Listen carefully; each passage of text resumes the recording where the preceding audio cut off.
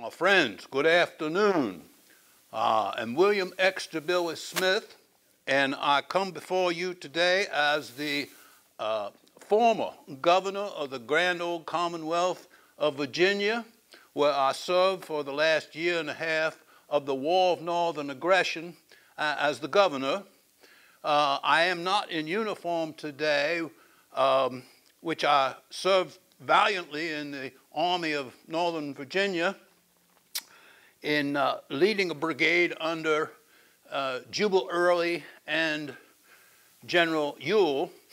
But I am now incognito as I am avoiding the Federal Army, who would like to secure my presence, as they feel that I absconded with a sum of money from the Virginia Treasury and other reason that they would like to apprehend me. Now, let me tell you a bit about my personal story. I was born on the northern neck of Virginia, King George County, I believe it was, yes. And that was near where Robert E. Lee and George Washington also were born. I was trained as an attorney. I served in the Virginia legislature. I served in the United States Congress. I supported the Democratic ticket in all cases. And I was well known for advocating the states' rights. States' rights is such an important issue and continues even after this war that has ended so unfortunately negative for those of us of the Southern influence. As a general, I had a brigade, and I was very much involved in several of the important battles of the war. And I was with General Ewell's and General Lee's invasion of Pennsylvania in the lead elements when we brought my brigade along with others to the town of York. And was known there for a particularly humorous speech that sort of helped the people understand the situation which they were in. And though it was not considered appropriate by my superiors, nonetheless, we managed through it, and we all went to Gettysburg, and that's all known from there. But what I'd like to talk with you a bit about today is General Lee's invasion of Pennsylvania and why. Now, the method of warfare in those years, particularly ascribed to by those of the North, was to capture the capital.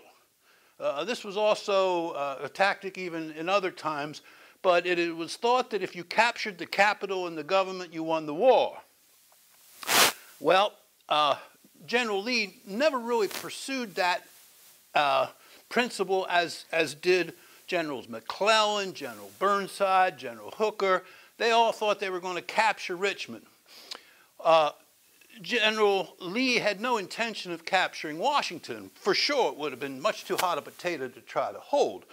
But he invaded Maryland in 1862 with the anticipation of bringing some Maryland support into the Confederacy. But he invaded Pennsylvania to feed his army. Northern Virginia had been scavengered by the North and by the Southern troops needing to be fed. And General Lee wanted to feed those troops and bring pressure, bring appropriate pressure upon the North to hopefully achieve the victory as desired by the South, to be left alone, to leave. It has been determined that his invasion resulted in 7,000 to 9,000 head of cattle, 5,000 to 6,000 horses, and plus innumerable chickens and other clothing and things that were necessary and valuable to the army, and fed them through basically the winter of 63 to 64. There was, of course, significant price to pay in the loss at Gettysburg, but what I want to emphasize is that the intent was to feed the army. And it was known about in the Pennsylvania that farmers and people would be reimbursed for their losses to the Confederacy, even though the Confederacy paid them in script. General Lee was very explicit in his orders that things were to be paid for and not just taken. And so, after the invasion ceased, people submitted their claims along with their attorney at several locations in Pennsylvania.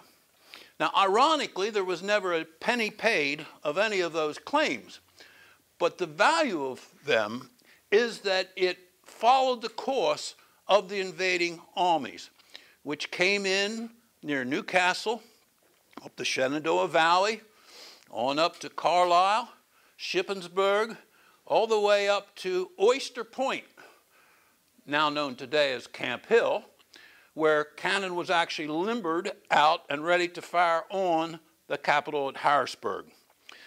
Another branch of the invasion went to York and even on to the Susquehanna River, where the natives, in fear of invasion, actually fired and burned the bridge, which kept the Confederate armies under General Gordon from entering Lancaster County.